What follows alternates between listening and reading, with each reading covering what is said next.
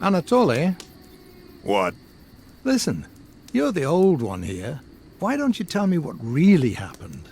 Old? Watch your mouth, kid. Well, I don't know the whole truth, but I'll tell you what I can.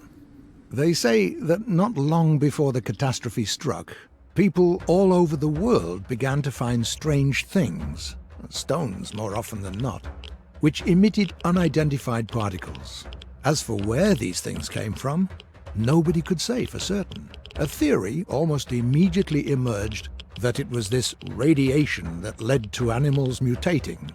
An international organization was formed, as was oh so fashionable back then, the so-called Worldwide Scientific Council. This organization studied how this unknown radiation caused living organisms to mutate. And of course, the first thing that they did was think up a name for the particles and for the radiation itself. NDP radiation.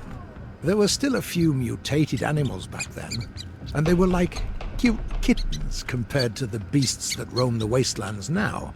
But the first research projects confirmed that this NDP radiation causes serious mutations in animals. As for people, for some reason the radiation affected them entirely differently. Even a small amount applied to damaged tissue caused it to regenerate far more quickly. The body quickly recovered from illnesses, and even serious wounds could be healed using nothing but this radiation. On top of that, many other positive attributes were observed in practically all areas of science. The scientists couldn't have been happier. It was like manna from heaven to them. The discoveries came one after the other. New instruments and medicine. They learned to use sources of the radiation as power sources. How do you think some devices still work to this day? And thought up all kinds of other uses for it. But then, one fine day, the catastrophe struck. I was still just a kid back then. All I remember is multicolored rays appearing in the sky. Then everything suddenly went dark. I heard heavy peals of thunder, the heaviest I'd ever heard. The wind picked up. Stones fell from the sky. It was terrifying. The cities were in the grip of panic and chaos. The people trampled each other, running wherever they could, just trying to find cover. It was a horrible sight. My mother and I hid in our basement, and my father tried to save as many people as he could. Then, it all suddenly stopped. The night of nightmares was over, and day broke. Wow! And then what happened? Just listen and don't interrupt.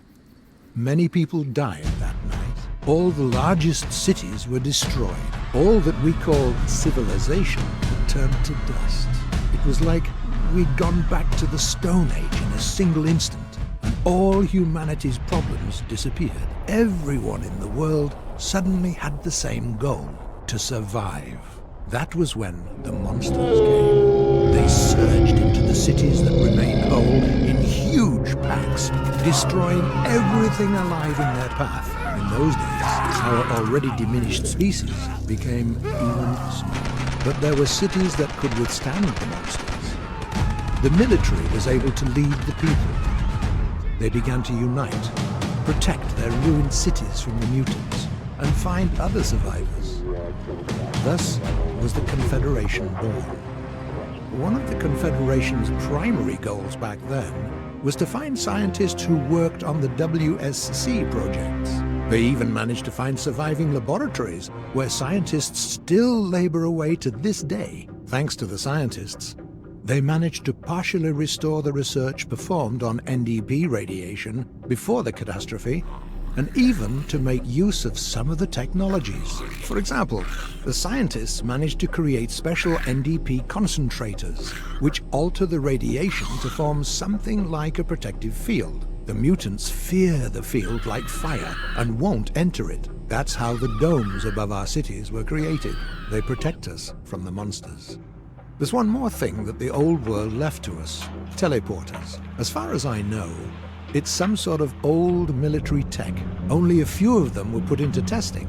The initial plan for the teleporters was this: to provide fast troop movement, deliver ammunition, and transport to the battlefield and treat the wounded.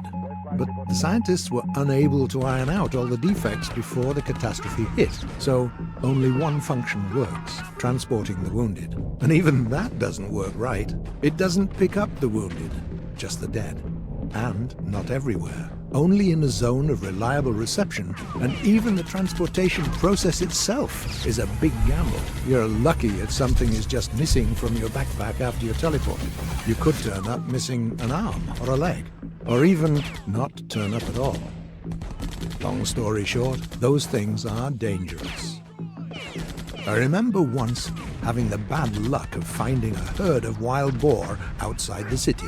Not surprisingly, they trampled me in 3 seconds, and the transporter teleported me without my clothes. And I remember feeling how it put me back together, piece by piece. An unforgettable sensation, believe me. Although the daredevils in the arena use the transporters every day, and they seem fine, still alive. Quiet. Do you hear that? Hear what? There's something there in the bushes.